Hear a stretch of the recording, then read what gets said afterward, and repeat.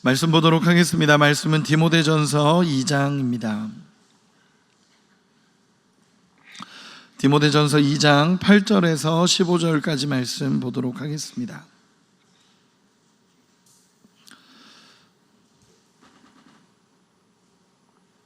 디모데전서 2장 8절에서 15절까지의 말씀입니다. 우리 한 목소리로 같이 읽도록 하겠습니다. 같이 읽겠습니다.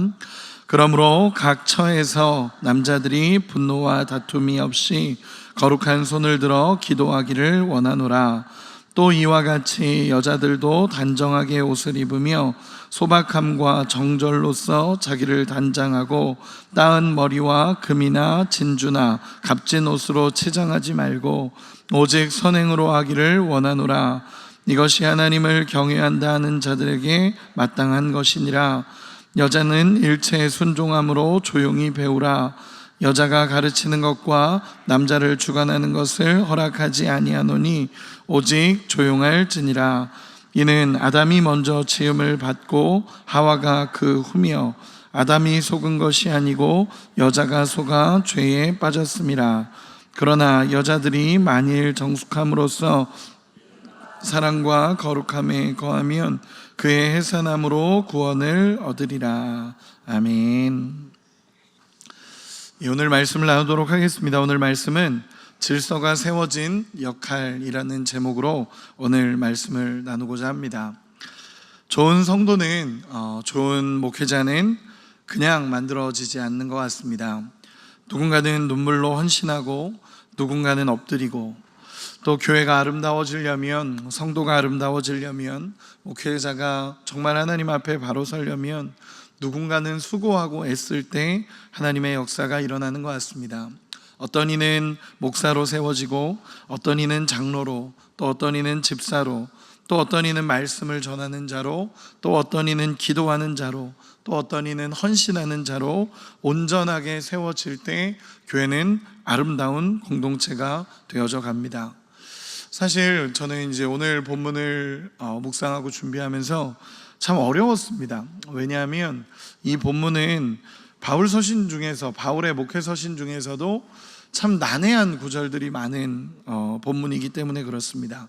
왜냐하면 마치 바울이 여성의 지위를 무시하는 것 같은 발언들이 이곳에 많이 담겨 있기 때문에 그렇습니다. 11절 12절에 보면 이렇게 기록을 합니다. 여자는 일체에 순종함으로 조용히 배우라. 여자가 가르치는 것과 남자를 주관하는 것을 허락하지 아니하노니 오직 조용할지니라. 아멘. 여러분 어떻게 생각이 드십니까? 이 말씀을 들었을 때에 바울이 다른 본문에서는 이렇게 얘기하지 않습니다. 바울이 다른 본문에서는 여자여 조용해라 이런 얘기하지 않습니다. 그런데 유독 이 본문에서는 굉장히 강한 어투로 책망하듯이 강하게 이야기를 하고 있습니다. 그래서 저도 이 본문이 어려워서 다른 책들도 찾아보고 주석들도 많이 찾아보니까 어떤 신학자들은 그런 이야기를 합니다. 그 당시 에베소 교회에 목소리가 크고 힘이 있었던 여인들이 거짓된 가르침에 빠져서 교회의 예배를 흔들고 어렵게 했던 상황들이 있었다. 그리고 예배의 질서를 깨질 수 없게, 예배가 깨지지 않기를 바랬던 바울, 그리고 깨지게 둘 수 없었던 바울의 강한 책망이었을 거다. 그 거짓된 여인들을 향한, 잘못된 여인들을 향한 강한 책망이었을 거다라고 보는 입장들이 여럿 있었습니다. 저도 성경을 읽다 보니까 이 입장에 동의가 됩니다. 왜냐하면 다른 본문들에서는 바울이 여성을 이렇게 이야기하고 있지 않습니다. 심지어 초대교회에서는 여성의 사역자들도 굉장히 많이 있었습니다. 여성의 지도자들, 예를 들어 브리스가 같은 경우는 아볼로의 교사이기도 했고요. 바울의 신뢰를 얻었던 루디아 같은 경우는 빌립보 교회를 세우는데 굉장히 공을 세운 지도자이기도 합니다. 유오디게나 순두게 역시 여자 리더들로 초대교회 리더들이 세워져 있었습니다. 그렇기 때문에 바울이 여성을 무시한 것이 아니라 이 본문 안에서, 이 에베소 교회 안에서 거짓된, 잘못된 여인들의 목소리가 커지고 그게 예배를 흔들었기 때문에 오히려 바울은 강하게 책망하고 있는 모습입니다. 에베소 교회의 특수한 상황들로 인해서 잘못된 가르침에 빠진 사람들이 계속적으로 예배를 흔들어 놨기 때문에 바울이 강한 책망으로서 이렇게 이야기하고 있는 것입니다. 그러면 바울이 오늘 본문을 통해서 여자와 남자의 차이를 이야기하는 게 아니라 진짜 바울이 이야기하고 싶은 메시지가 무엇이냐라는 것입니다. 저는 오늘 본문을 묵상하면서 바울이 진짜 이야기하고 싶었던 한 가지는 질서다라고 마음의 묵상이 됩니다. 8절 시작에 이렇게 기록이 됩니다. 8절부터 10절까지 우리 같이 한 번만 읽어보도록 하겠습니다. 8절에서 10절입니다.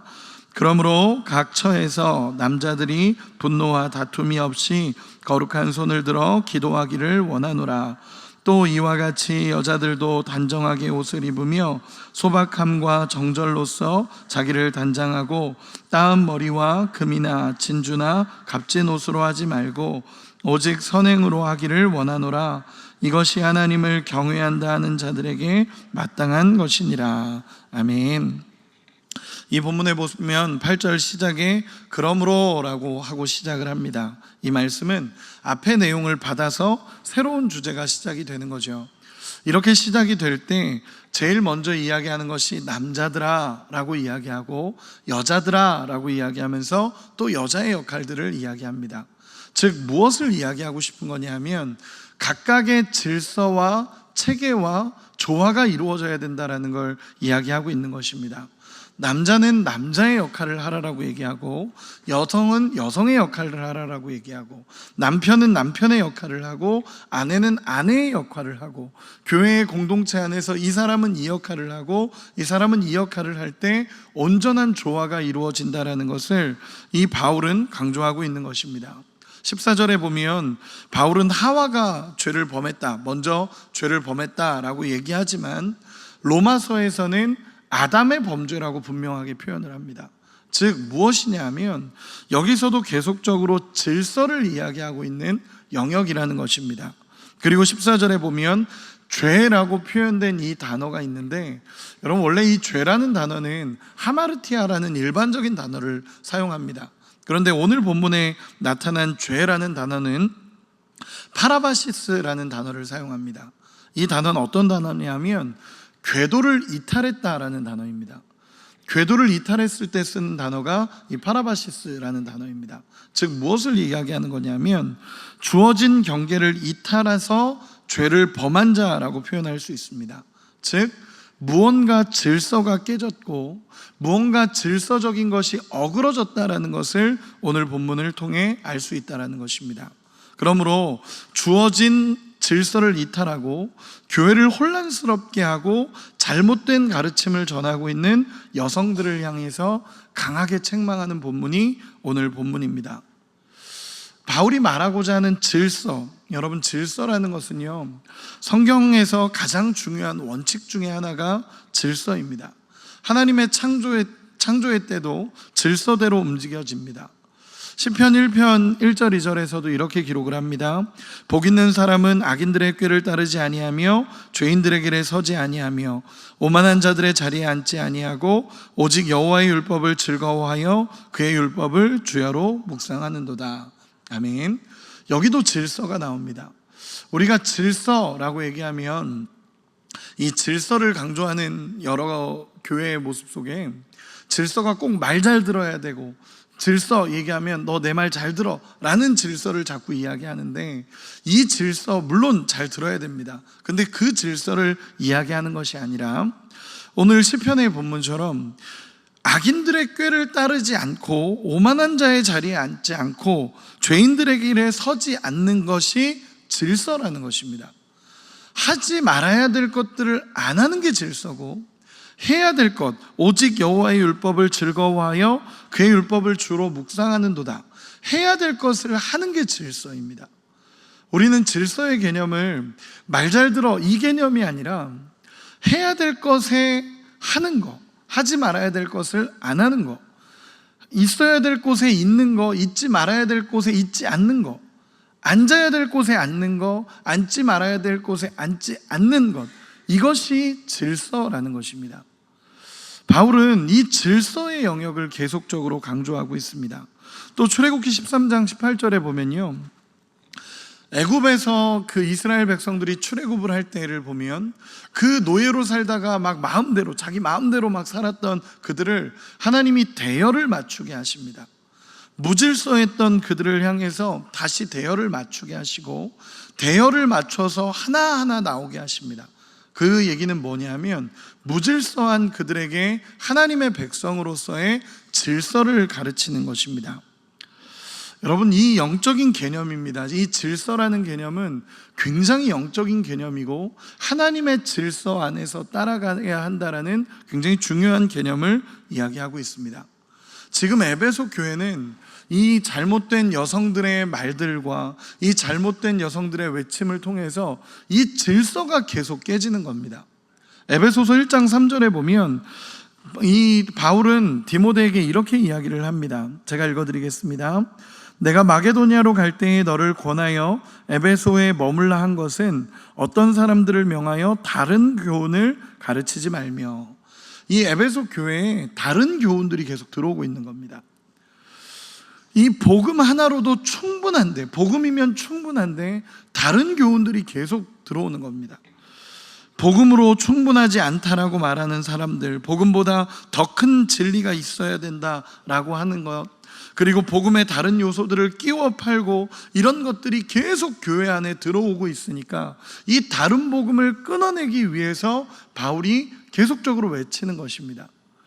이 오늘 본문도 마찬가지입니다. 이 어쩌면 잘못된 여성 지도자들의 이런 이야기들이 교회를 잘못되게 만들고 있고 어렵게 만들고 혼란스럽게 만드니까 이것에 있어서 바울은 강하게 책망하기도 하고 정확하게 이야기하고 있는 것입니다. 그러면서 질서를 세워가시는 겁니다. 고린도전서 14장 33절에 보면 바울이 이런 고백을 합니다. 하나님은 무질서의 하나님이 아니시오 오직 화평의 하나님이시니라. 다툼과 분쟁으로 소란스러운 에베소 교회에 질서를 외치고 있는 이 음성이 이 교회에 들려져야 된다라는 것을 이야기하고 있습니다. 그렇기 때문에 바울은 차별하는 것이 아닙니다. 남자와 여자를 차별하고 여성은 남성보다 더 못한 존재다 이렇게 얘기하는 본문이 아니라는 것입니다. 그 안에 질서가 세워지고 그 안에 하나님의 역할들이 각각이 세워져야 된다는 것을 말하고 있는 본문입니다. 저는 이 본문을 묵상하면서 갈라디아 3장 28절이 묵상이 됐는데 이 말씀에 보면 이렇게 기록이 됩니다. 너희는 유대인이나 헬라인이나 종이나 자유인이나 남자나 여자나 다 그리스도 예수 안에서 하나이니라. 모두가 하나라는 것입니다. 이것이 바울의 핵심 메시지 중에 하나입니다. 바울이 로마서 1장 16절에 이런 고백을 하죠. 내가 복음을 부끄러워하지 아니하노니 이 복음은 모든 믿는 자에게 구원을 주시는 하나님의 능력이 됨이라. 나누지 않습니다. 모든 믿는 자는 그 복음 안에서 하나가 된다라는 것을 바울은 외치고 있습니다. 이 복음이란 단어가 유앙겔리온이라는 단어를 사용합니다. 근데 이 유앙겔리온이라는 단어는요, 이 기쁜 소식이다라는 단어인데 이 단어 같은 경우는 사실 기독교에서 먼저 썼던 단어는 아닙니다. 로마의 황제에서 쓰던 단어입니다. 황실에서. 그 황실에서의 의미는 뭐냐면 유앙겔리온이라고 하면 이 로마 황제에게 좋은 일이 있고 로마 황제의 아들이 태어나고 로마 황실에 좋은 일이 있을 때 유앙겔리온이라고 선포됐던 단어가 이 단어입니다. 그런데 기독교에서 이 복음이란 단어를 가져옵니다. 그러면서 진짜 참된 복음이라는 것을 분명하게 이야기합니다.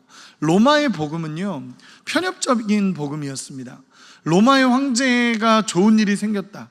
로마의 압제에 있는 사람들은 좋은 일이 아닌 겁니다. 그런데 예수 그리스도의 복음은 모든 믿는 자에게 구원을 주시는 하나님의 능력이 됩니다. 모든이 포인트입니다. 쉽게 얘기해서 아이든 어른이든 상관없습니다. 남자든 여자든 상관없습니다. 유대인이든 이방인이든 상관없고 노예나 병든 자, 어른이든 노인이든 여자든 세리든 창녀든 부자든 가난한 자든 건강한 자든 병든 자든 상관없이 모두에게 주시는 하나님의 은혜가 복음이라는 것입니다. 그렇기 때문에 복음 안에서 바울은 사람을 차별하지 않습니다. 남자와 여자를 나누지 않습니다. 그렇기 때문에 오늘 본문 같은 경우는 질서를 이야기하는 것이고, 교회 안에서 온전한 질서, 각각이 맡은 역할들을 해나가면서 그 안에서 하나님의 교회가 세워져 가는 방법과 모습들을 이야기하고 있습니다. 남성은 기도해라, 여자는 순종해라 라고 얘기합니다. 모두에게 주시는 음성입니다. 모두가 기도해야 하고, 모두가 순종해야 되고, 모두가 하나님 앞에 엎드려야 되고, 모두가 교회의 질서를 세워가며 하나님이 원하시는 방향의 교회가 세워져야 됩니다. 말씀의 결론을 맺겠습니다. 서두에서 이야기한 것처럼 교회가 아름다워지기 위해서는 누군가는 기도해야 되고, 누군가는 헌신해야 되며, 누군가는 울어야 되고, 누군가는 하나님 앞에 엎드려야 합니다. 그럴 때 교회는 점점 아름답게 세워져 가고 하나님 앞에 나아가게 됩니다. 우리가 정말 각각의 역할을 세워가고 하나님 앞에 있을 때 하나님은 교회 공동체를 아름답게 세워가실 줄 믿습니다. 오늘 본문을 통해 우리가 정말 깨닫기를 원하는 것은 질서와 조화 안에 기도와 순종이 이루어지고, 정말 기도해야 될 사람은 기도하고 엎드리고, 순종하는 자리에 서야 하는 사람은 순종해야 되며, 정말 울며 엎드려야 되는 자들은 울며 엎드릴 때 하나님의 교회는 든든하게 세워져 갑니다. 복음 안에서, 믿음 안에서 교회가 아름답게 세워져 가기를, 그리고 오늘 말씀처럼 영적인 질서가 우리 안에 아름답게 세워지기를 예수님의 이름으로 축원합니다. 기도하겠습니다. 이 시간에 같이 기도하기 원합니다. 오늘 말씀을 붙잡고 함께 기도했으면 좋겠습니다. 영적인 질서와 조화가 우리 안에 이루어지며 각각이 맡은 역할들을 감당하며 기도하고 순종하는 우리 모두가 되게 해달라고 우리 말씀을 생각하며 주여 한번 부르고 기도합니다.